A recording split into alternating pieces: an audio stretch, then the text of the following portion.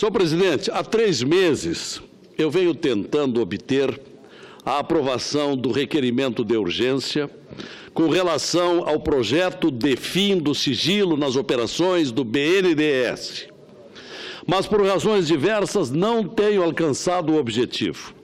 E não acredito que os meus pares não queiram levar tão importante tema para a discussão, que será a consequência da aprovação da urgência do requerimento. É também evidente que o requerimento que apresentei aqui contém acima do número necessário de subscrições das lideranças. E é fato indiscutível que o banco assumiu um papel de enorme protagonismo que deveria ser de indutor de crescimento econômico do Brasil, que deveria nos propiciar a avaliação entre o custo e o benefício. Mas, por tudo o que se sabe, o BNDES, nos últimos anos, foi desviado de suas verdadeiras finalidades. Fundado em 1952, contém em seu estatuto que sua finalidade principal será promover o desenvolvimento da economia brasileira com geração de empregos e redução de desigualdades sociais e regionais. E passou a operar com dinheiro público, provindo do Fundo de Amparo ao Trabalhador, o FAT, que é custeado com o imposto e, mais recentemente, passando a receber aportes do Tesouro Nacional. E, nesse particular, convém assinalar que ultrapassou a verba de 410 bilhões de reais vindos do Tesouro no período de 2008 a 2014. Mas foi também no final desse período que o BNDES passou a ser também muito caloteado. Convém registrar a realidade do banco nesses últimos anos. Por exemplo, passou a concentrar altas somas de investimentos nas 10 maiores empresas do Brasil, que estão hoje todas elas endividadas. O banco passou, nos últimos anos, a preterir as empresas médias e pequenas, com isso oferecendo excesso de empréstimos, pondo em xeque o equilíbrio econômico-financeiro do Estado brasileiro e, por consequência, agravando a dívida pública do Brasil. Hoje, essa participação do BNDES na dívida é do percentual de 15%. Outro fato é que o BNDES, nos últimos anos, passou a emprestar bilhões de dólares a países estrangeiros, sem qualquer fiscalização dos órgãos competentes, o que levou mais tarde o TCU a pedir judicialmente uma prestação de contas desse empréstimo. Mas houve recurso do banco e a ação ficou lamentavelmente parada.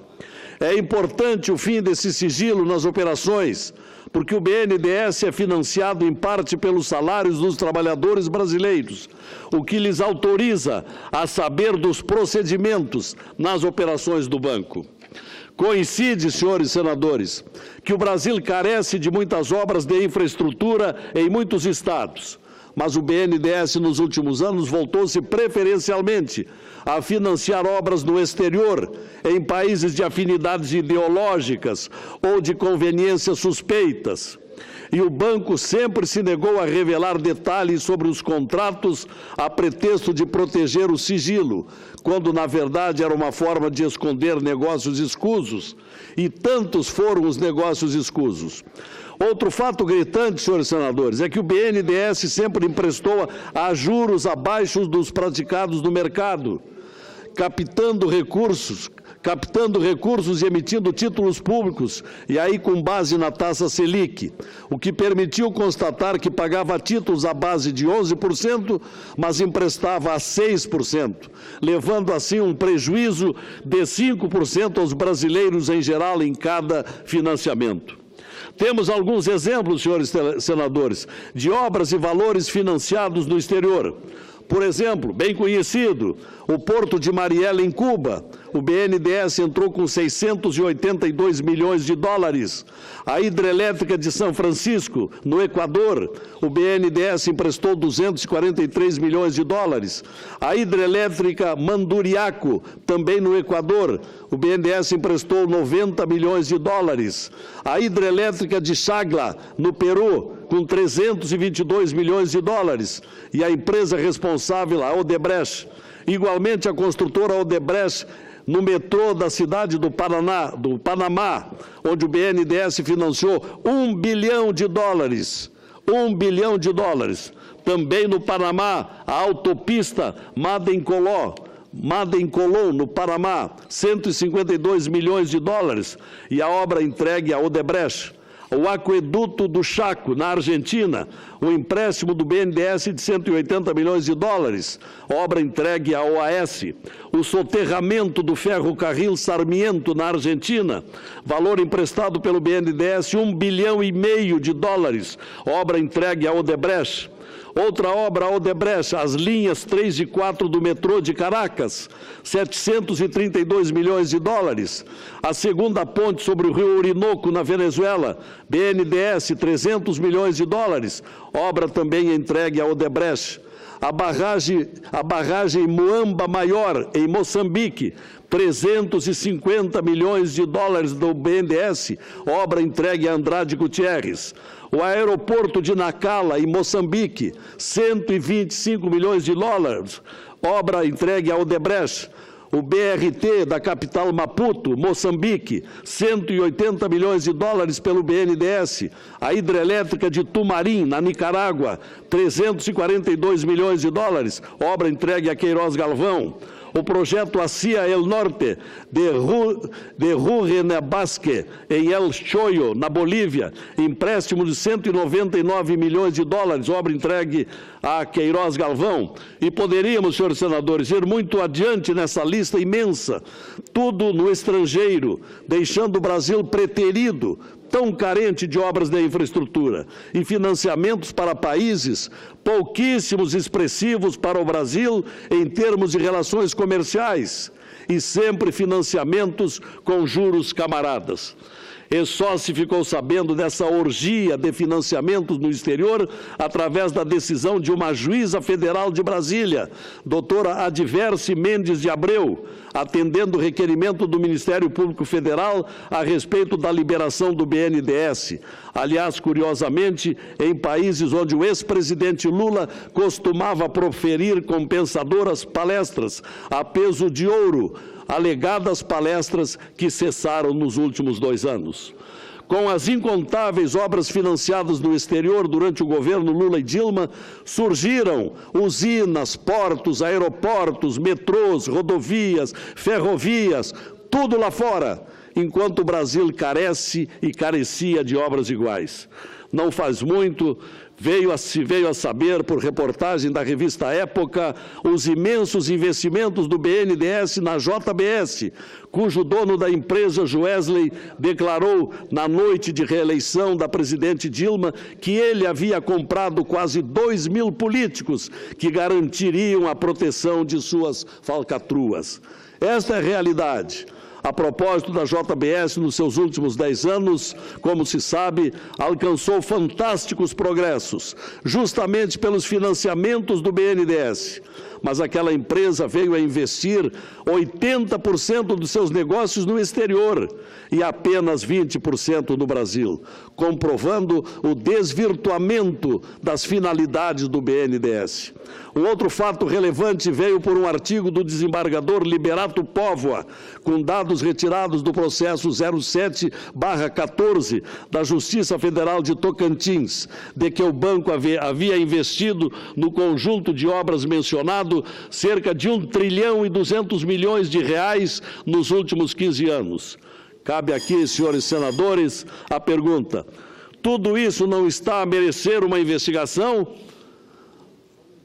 Ou não deveríamos colaborar mantendo silêncio a respeito de tantos abusos com o dinheiro dos brasileiros? Afinal, não é nossa missão do Senado fiscalizar e controlar a administração pública?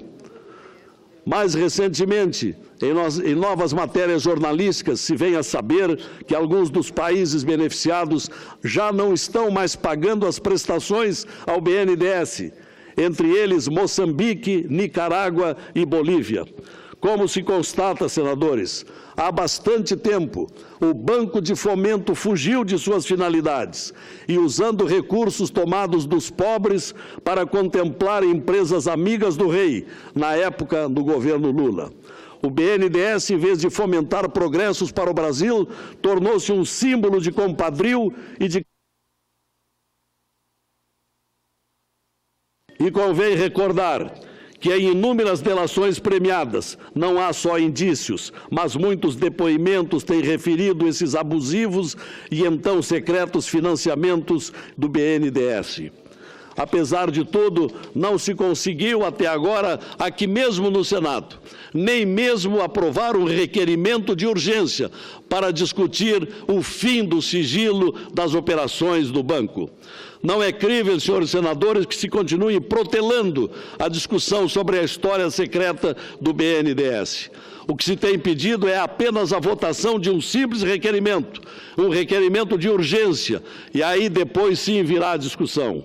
E em meio às investigações, saber a que título se associou o BNDES Par, a JBS, com o ingresso de dinheiro público no montante de 8 bilhões e 300 milhões de reais nos anos 2005.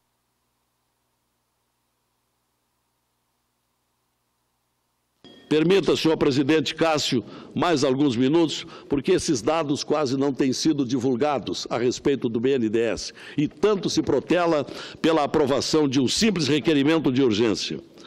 Igualmente, financiamentos estratosféricos foram liberados pelo BNDES à empresa Oi, as empresas de Eike Batista, a LBR de produtos lácteos, a Lupatec, as lojas Arapuã, o frigorífico Marfrig, incluindo as gaúchas Bom Gosto e Leite Bom, empresas hoje ou em recuperação judicial ou falidas.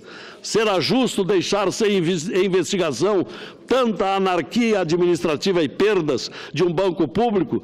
E é por isso que queremos fazer cessar o sigilo nas operações desse banco, que deveria servir ao Brasil, mas que hoje mais se serve do dinheiro público do que serve ao país. Então, senhores senadores, essa dolorosa promiscuidade entre o público e o privado, em detrimento do interesse público, de proveito de poucos, sendo conhecida como toma lá da cá, das irregularidades, dos superfaturamentos, dos créditos indevidos, para produzirem propinas, desequilibraram as finanças do Brasil e, em vários casos, com perdas irrecuperáveis para os bancos.